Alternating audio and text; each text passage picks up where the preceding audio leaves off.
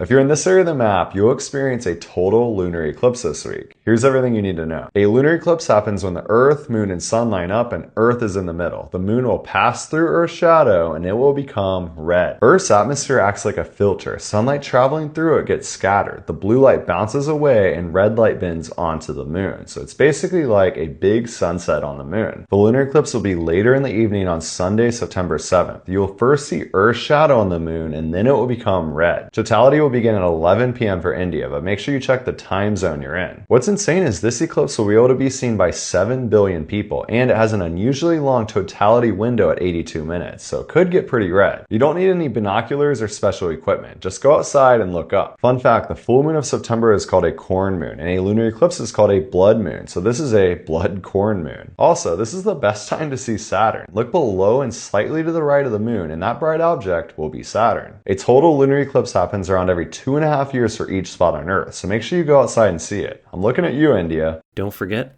to like and subscribe.